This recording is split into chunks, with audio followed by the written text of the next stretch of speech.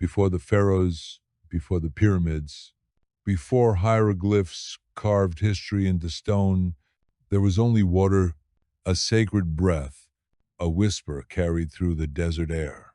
This was the Nile, the river that birthed the civilization. Its waters flowed northward, but its wisdom came from the heavens. It was constant, predictable, eternal. Each year it flooded, and each year it gave life. Long before kings, wandering tribes followed its shores. They found green where there was none. They found food and fish and shelter. And slowly they built. The Nile didn't roar or conquer. It nourished. It guided. It whispered in silence what the stars wrote in light. It taught the people to read the sky, to measure time by the rising of Sirius, to trust that the black soil Kemet would bloom again after every flood. This was the land between two deserts, between the red land of chaos and the black land of renewal. And at its heart, the Nile pulsed like a living vein. It was more than a river. It was a god. They named it Hapi, not male, not female, but fertile, full, abundant. In art, Hapi's body overflowed with life.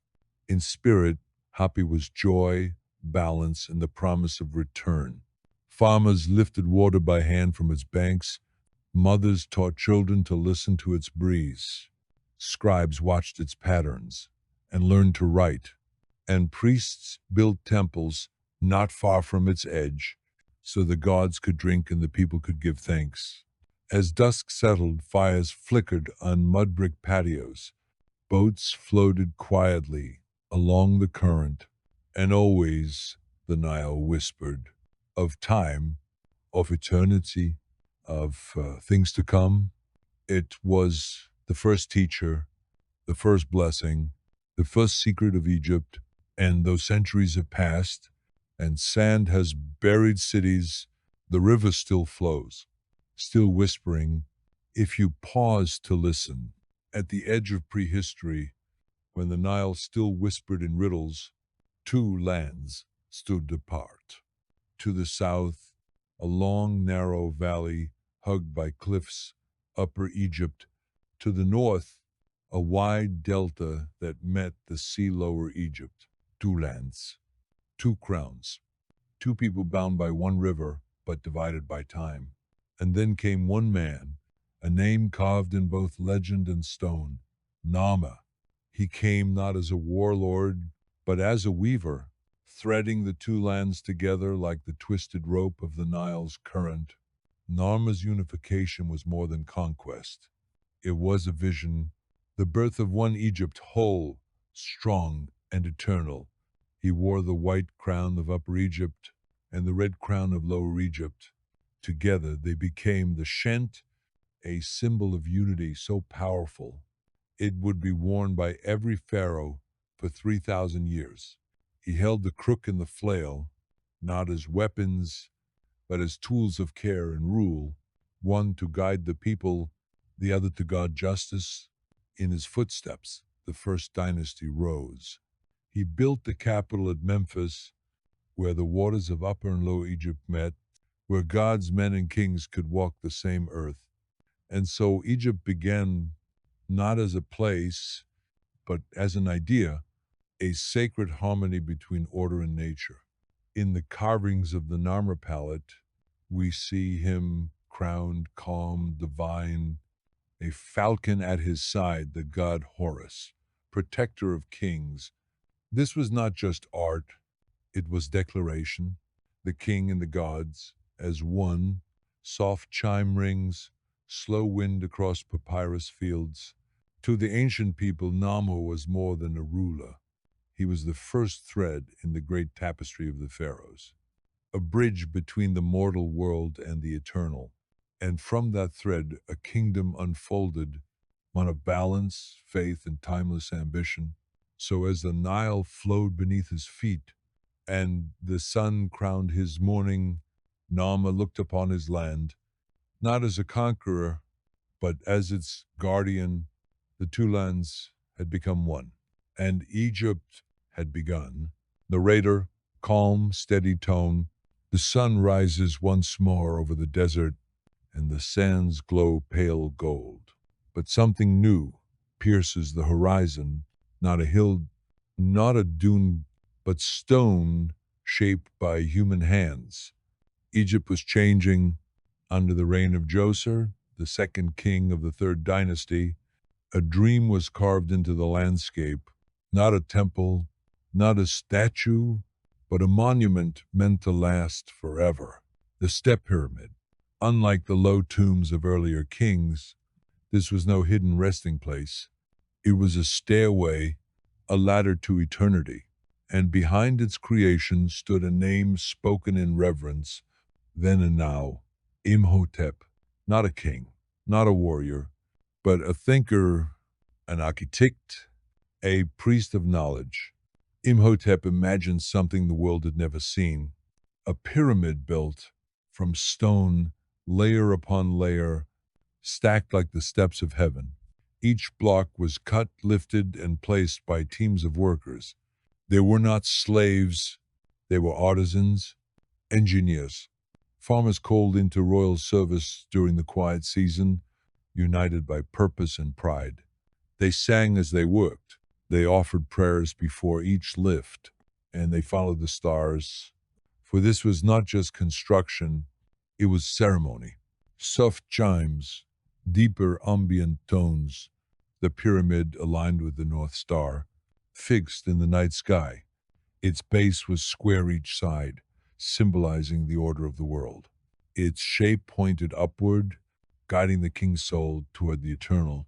The complex around it was no less sacred: temples, shrines, courtyards, and chapels. A city for the dead, built by the living. Here, in the necropolis of Saqqara, stone became memory, faith became form, and for the first time in human history, architecture outlived its maker. Flute joins background music. Later generations would build higher, broader, more ambitious. But the first step, the first rise toward the heavens, belonged to Djoser and Imhotep. Their work would echo through centuries. Their vision would shape the skyline of Egypt, and their stones would whisper the promise of eternity. From the dust of the desert, a mountain had risen, not born of earth, but of human hands and human hope. The age of the pyramids had begun. Narrator soft, majestic stone. As centuries passed, the dreams of Egypt grew taller. South of Memphis, on a plateau of stone and silence, a vision began to rise, not in haste, not in chaos, but with precision, harmony, and reverence for the stars. This was Giza. Here, under the watchful eye of the gods, three kings built their legacy in limestone and granite. Khufu, the great; Khafre, the lion; Menkaure, the balanced. And they did not build for power, they built for eternity. The Great Pyramid of Khufu stands like no other. Not just a tomb, but a compass, a calendar, a cosmic monument. Its four sides align perfectly with the cardinal points. Its shadow tracks the seasons. Its base is nearly flawless, so precise that even modern tools can barely match it. More than 2 million stone blocks, some weighing as much as 70 tons, stacked, lifted, and set without mortar. How, even now, we do not fully know, but we know this: it was no accident. It was purpose and faith. Distant choral hums fade in soft and haunting. To the ancient Egyptians, death was not the end. It was a doorway, and the pyramid was the key. Khufu's pyramid was a stairway to the stars, aligned with Orion's belt, believed to be the resting place of Osiris, god of the afterlife. Through narrow shafts carved in stone, the soul of the king would rise, guided by the constellations, embraced by the heavens. And beside it, a silent guardian, the great Sphinx, Halflion.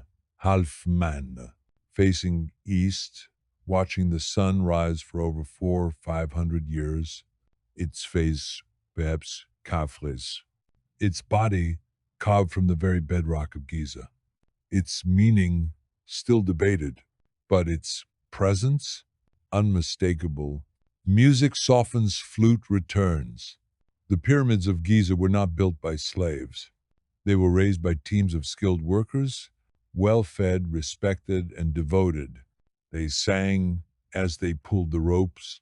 They prayed as they cut each stone, and they looked to the sky, just as the architects had done, just as the pharaoh would do in his eternal journey. As night falls on Giza, the stars above reflect the stones below, a mirror of earth and sky. And the Great Pyramid still stands, unyielding, unfading, unforgotten. Its silence speaks.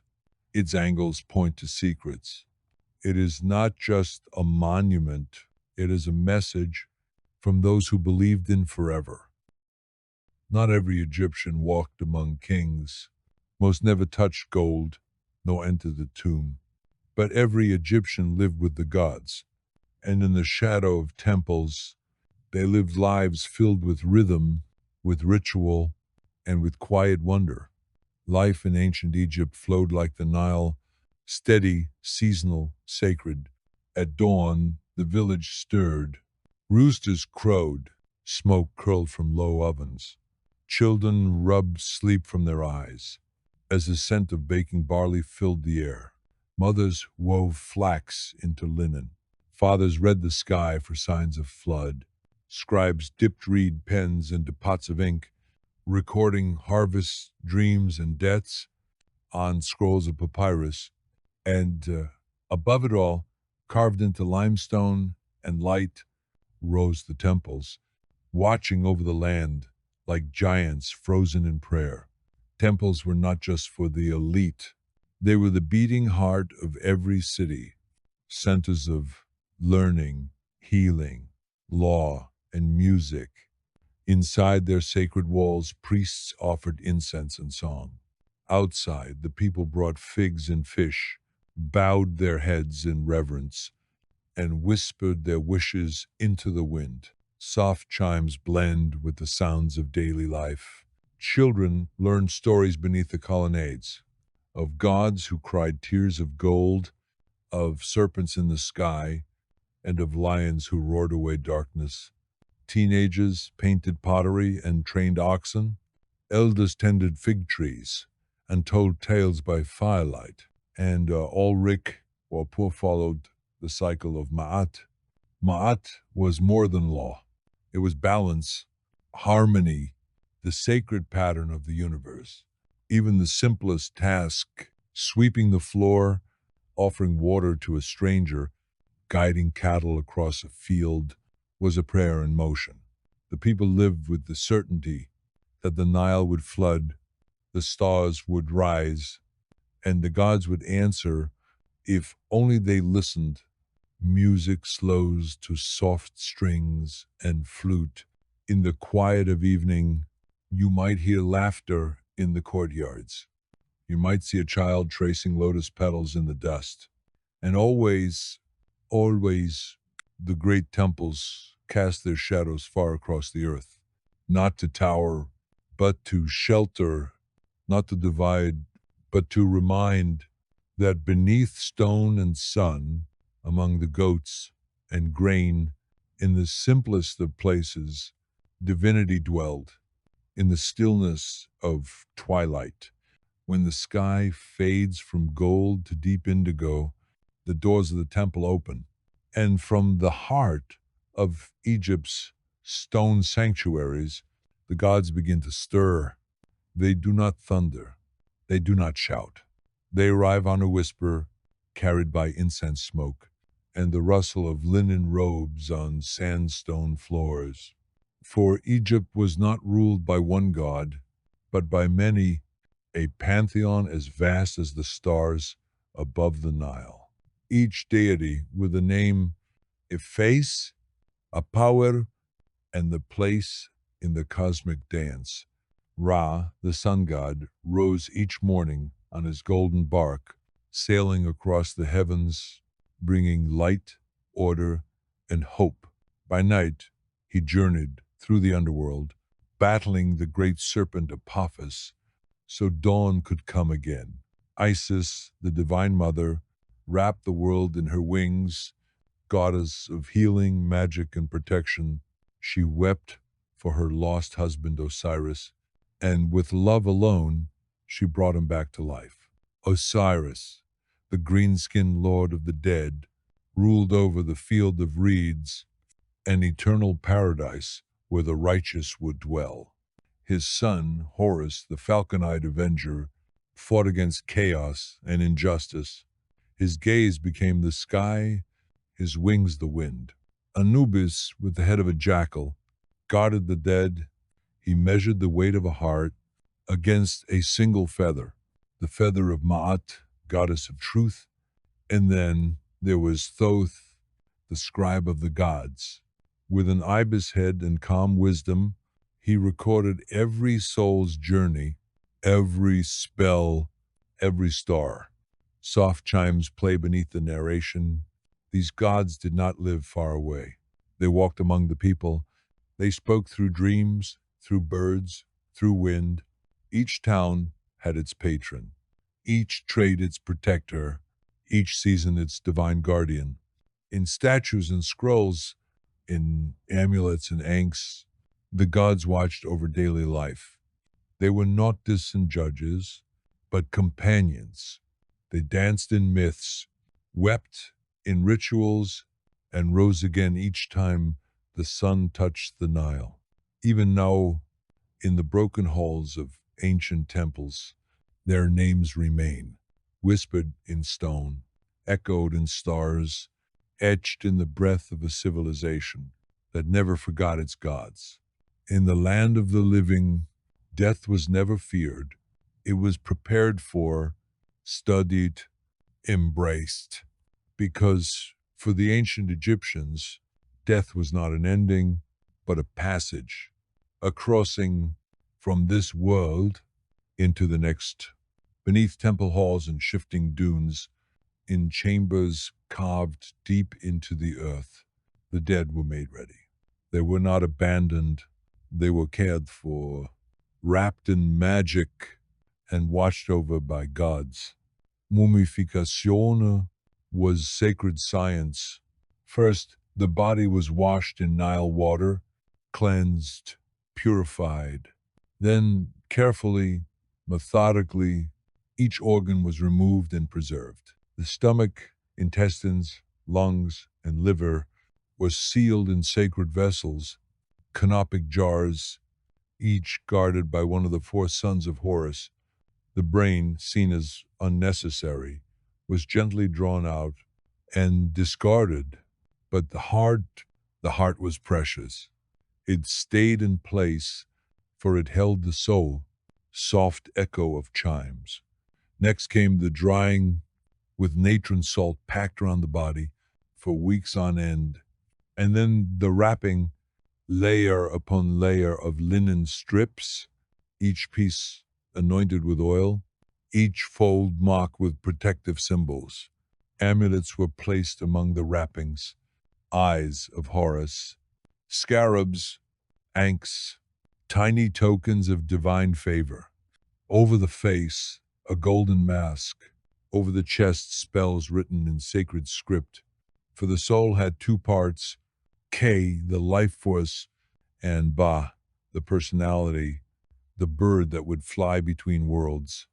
To survive beyond death, they would need a preserved body, a proper tomb, and the right words. Words had power. Words were life.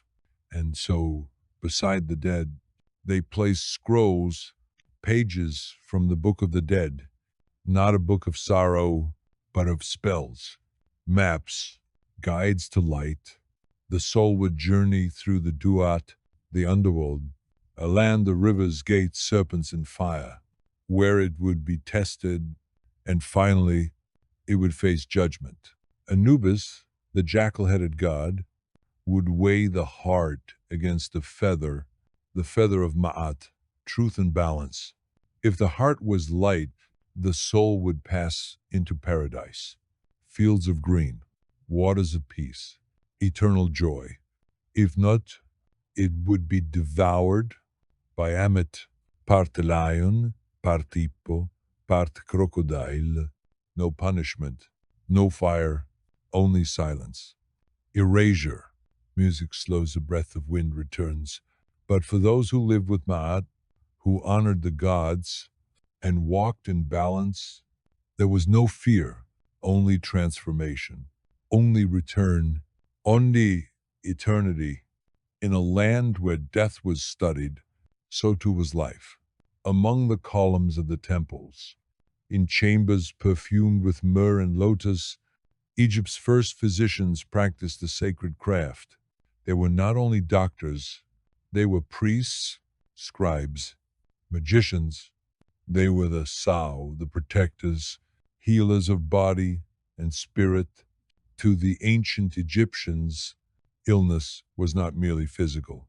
It could be caused by unseen forces, angry spirits, a curse spoken in haste, or an imbalance in the soul's flow. And so healing required more than poultices. It required knowledge. It required ritual. It required the gods. Softchime rings calm harp notes join. In scrolls like the Eba's papyrus, they wrote down hundreds of remedies for toothaches, fevers, infections, and even heartbreak, honey to cleanse wounds, willow bark to ease pain, garlic for the lungs, figs for the stomach. They understood the pulse, the heart, the liver. They stitched wounds, set broken bones, and opened abscesses with bronze blades.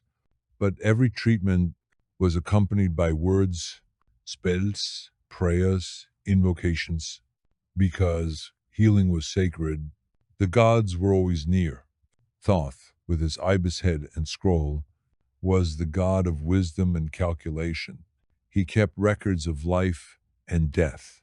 Isis, the mother healer, used magic to resurrect Osiris, the first patient ever returned from the grave, and Sekhmet, fierce and radiant, could both spread disease and cure it. Offerings were made before a treatment. Oil was poured. Amulets were placed beside the bed. A scribe read verses aloud, his voice blending with the flicker of firelight. Background now includes soft scribbling sounds. Some temples had entire wings dedicated to healing, with sacred pools for bathing, quiet courtyards for rest, and libraries filled with the wisdom of centuries. Dreams were studied too.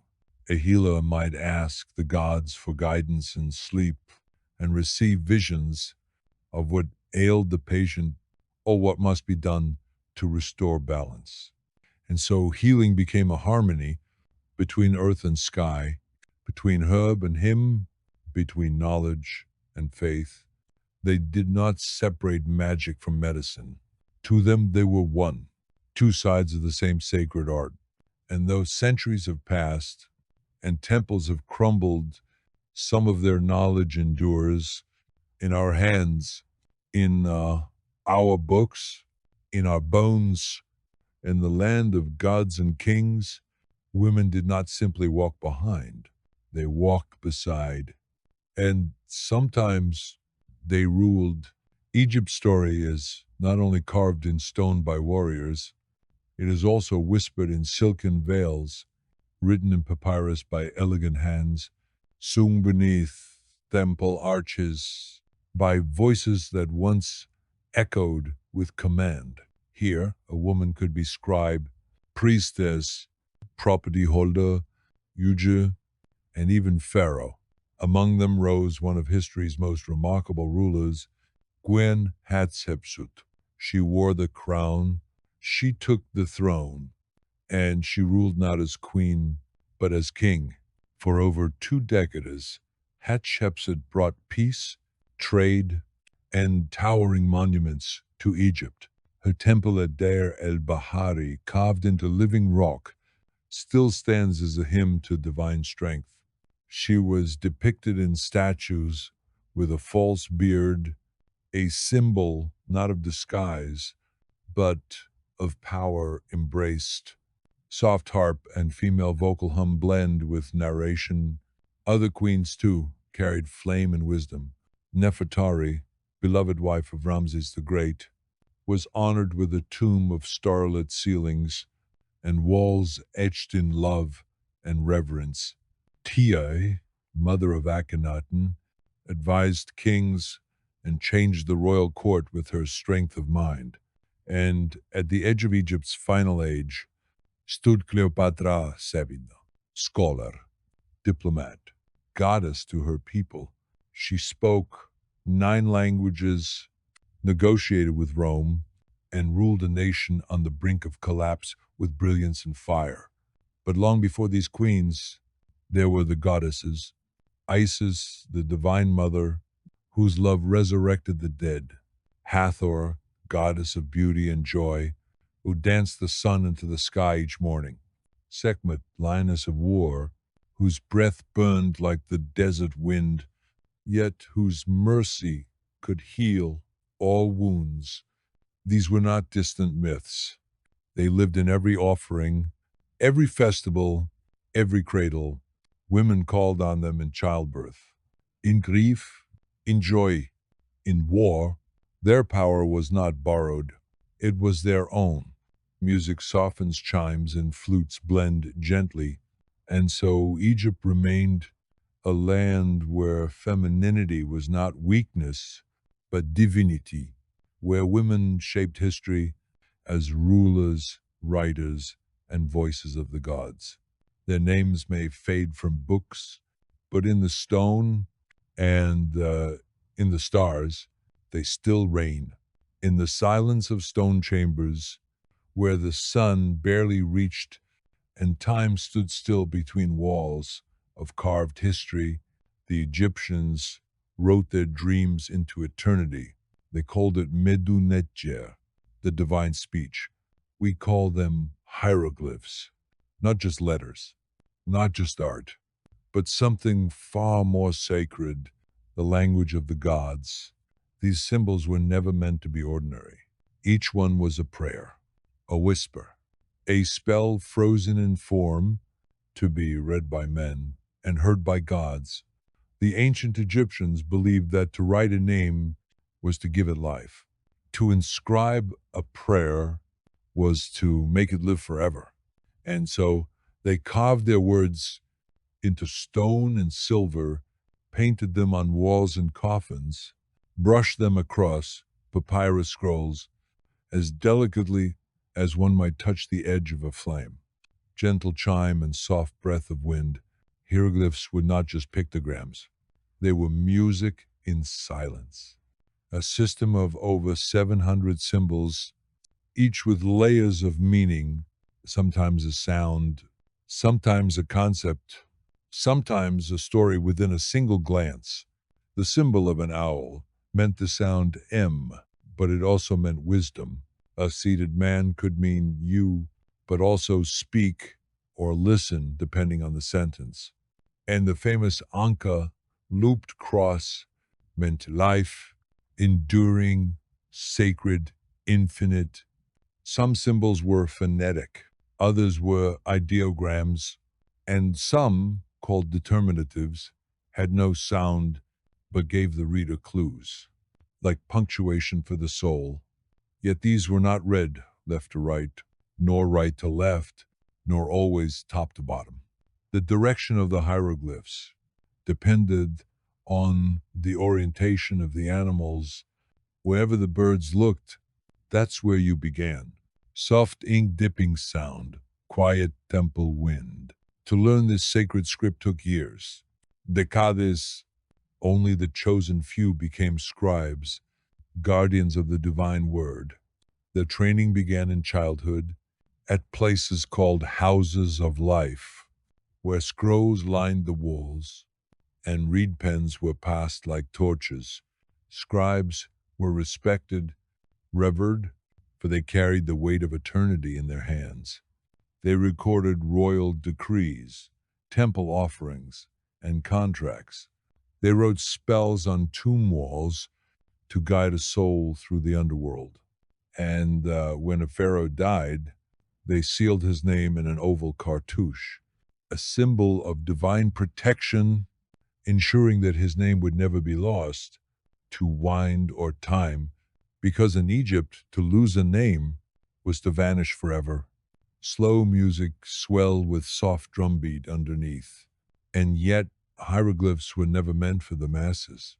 They were sacred, used in temples, tombs, and rituals, not for daily chatter, but for the things that mattered most: birth, death, prayer, the gods. For ordinary records, Egyptians used simpler scripts, hieratic and later demotic, faster, flowing, and written in ink. But the hieroglyphs, they remained eternal, frozen in paint and stone.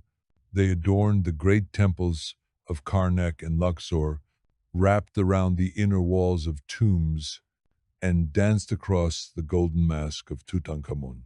And then they went silent. When the Greeks came, and then the Romans, the script slowly disappeared. By the 4th century CE, no one could read the sacred symbols.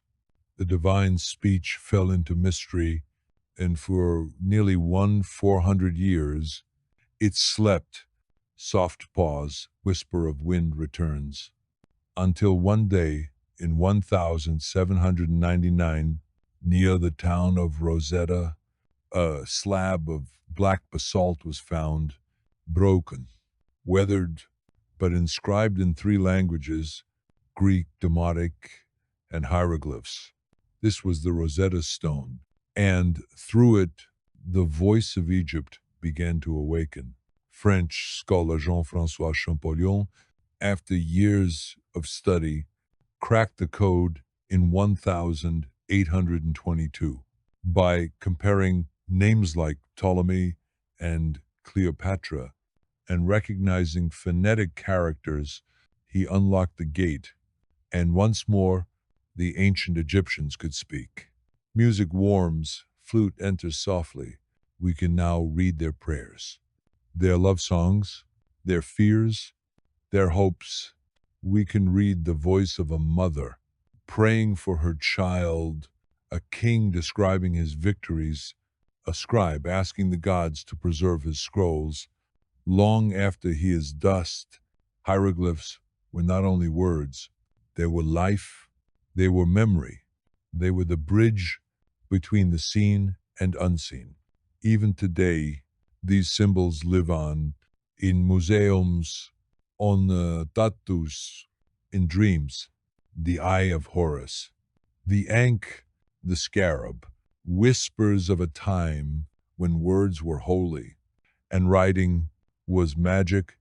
In the golden hush of twilight, beneath the last whispers of the desert sun, a figure steps through a forest of stone, not trees, but columns, towering, carved, alive with meaning.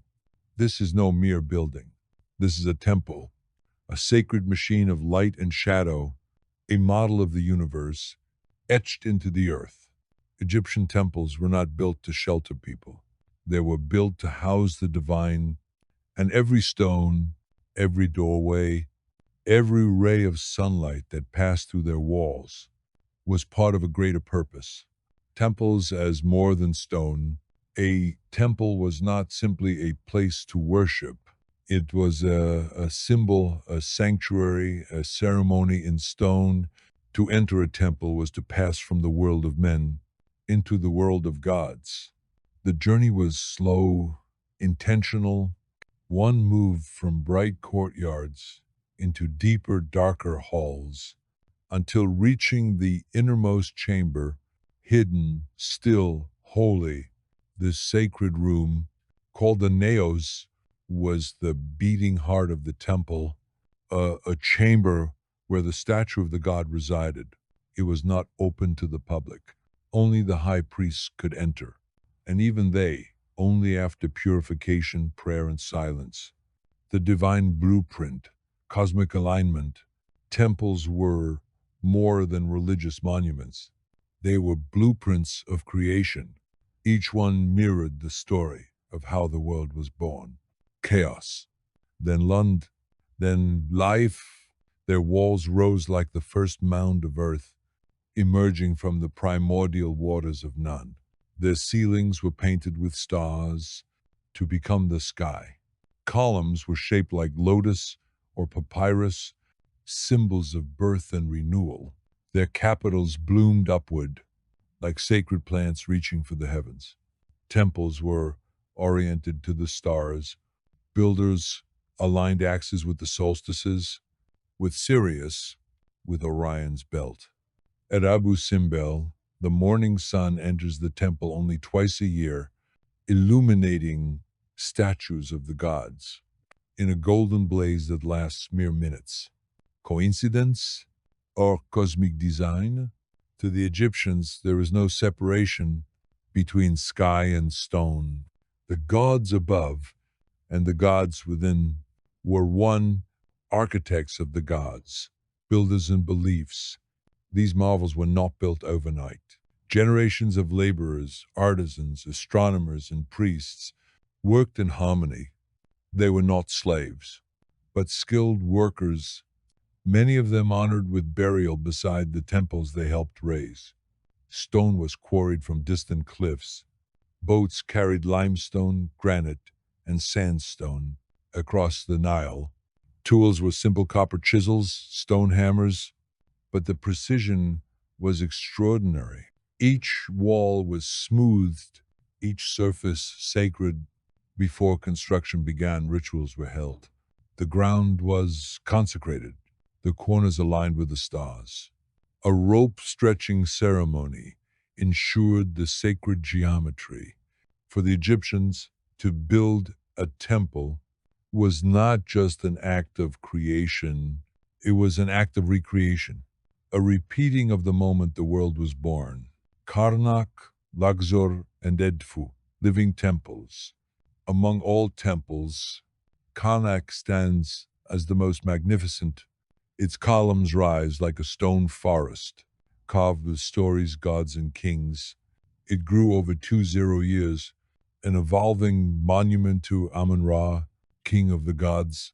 Its central axis aligns perfectly with the setting sun during the winter solstice. Light pours through the doors, reaching deep into the sanctuary. Luxor Temple, just to the south, was linked to Karnak by an avenue of sphinxes, a processional path for gods. And at Edfu, one of the best preserved temples in all Egypt, the walls still bear the myths of Horus and Set etched in divine script. These were not ruins, they were alive. Every surface was red, every room had purpose, each space a step in ritual. The ritual path, from outer courtyard to Holy of Holies, visitors began their journey in bright open courtyards. Here, festivals were held, offerings were given, music, dance, and incense filled the air. Next came the hypostyle hall, a forest of pillars, dark and massive, casting long shadows. It was like walking through the womb of the cosmos, going vast. Beyond this, the rooms narrowed, grew darker, more sacred. Only the high priest could pass into the sanctuary. Here sat the statue of the god, cloaked in linen and gold, guarded by silence. Each morning the priest would bathe the statue, offer bread and perfume, and whisper ancient hymns. The god was fed, the god was dressed, and the world remained in balance. Festivals and public ceremonies, though temples were often closed to common people, they were not forgotten. Festivals opened the doors to all. During Opet, statues of the gods were carried from Karnak to Luxor in golden boats across the Nile through cheering crowds. Priests chanted, dancers spun, the people gave thanks, and the gods were said to smile. These were not empty traditions. They were moments when the divine stepped into the world of mortals. Sacred geometry and symbolic design, every element of temple design held meaning. Gateways represented horizons. Pillars were the pillars of the sky. Flotillas in the barren silence of western Thebes, where the cliffs glow like fire at dusk. There is a place where kings sleep, not in pyramids, not in temples, but beneath the earth, hidden, sealed, and sacred. This is the Valley of the Kings. Here, beneath layers of limestone and dust, Egypt's greatest pharaohs were laid to rest. Not to be forgotten, but to journey to the stars, a hidden kingdom for the dead. By the time of the New Kingdom, the age of pyramids had passed.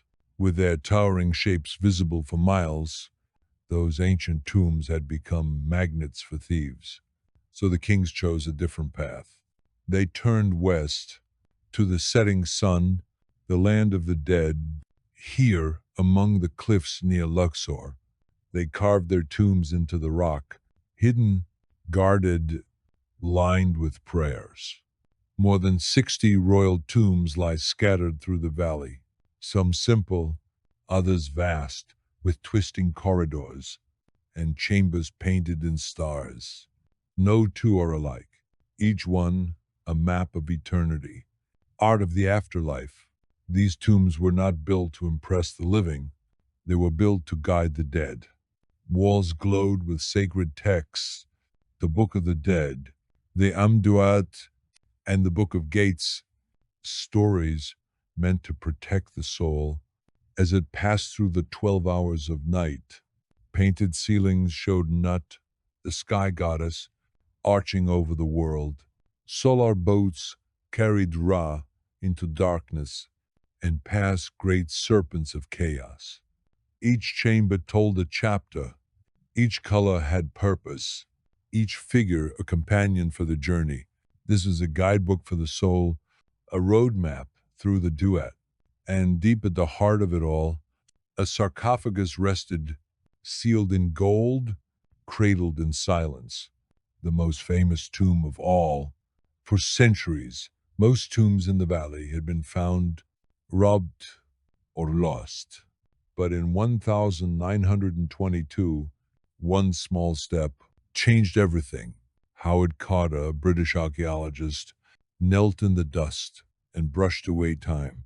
And beneath his fingers, a staircase, lit a candle, peered through a small hole, and when asked what he saw, he whispered, "Wonderful things." The tomb of Tutankhamun, the boy king, lay nearly untouched. Chests filled with gold, chariots, beds, jewelry, and in the final chamber, the king himself, sealed in 3 coffins, the innermost made of solid gold. His golden death mask, eyes lined in lapis, became a symbol of ancient Egypt's mystery, a face that looked across time and was remembered. Guardians and curses, tales soon spread of a mummy's curse. Lord Carnarvon, Carter's patron, died shortly after the tomb was opened. Others followed. Lights flickered, dogs howled, even Cairo's power grid failed. But in truth, there was no curse, only coincidence and fear of what we do not understand. The real mystery was how so much beauty remained hidden for so long. New discoveries, new questions. Even now, the valley holds secrets. Ground-penetrating radar has revealed unexplored chambers beneath the earth. Some believe Queen Nefertiti's tomb may still lie waiting, hidden behind a false wall. In recent decades, new tombs have been uncovered. Workers, nobles, and high priests. Each discovery adds a verse to Egypt's eternal story. And with every step, we move closer to understanding how the ancient Egyptians saw death not as a loss, but as a return, echoes beneath the dust. Today, the Valley of the Kings is quiet. Tourists walk the winding paths. Gods stand in the heat, and tombs cooled by the rock itself preserve memories in painted silence. But listen closely, and you may hear the past whispering. The stroke of a brush, as an artisan paints Anubis in jet black, the chant of a priest sealing the sarcophagus in final prayer. The hush of footsteps as the last torch is extinguished. The pharaoh sleeps, and above him a mountain shaped like a pyramid, nature's own monument, watches over the dead, as if the gods themselves placed it there. Closing reflection. The Egyptians believed that death was not an end, but a journey through light and shadow. Their kings prepared for it with precision, with beauty, and with faith. And though tombs crumble and names fade, their stories endure. Beneath the sand, beneath the stone, beneath time itself, the Valley of the Kings remains not just a burial ground, but a doorway from the known to the eternal.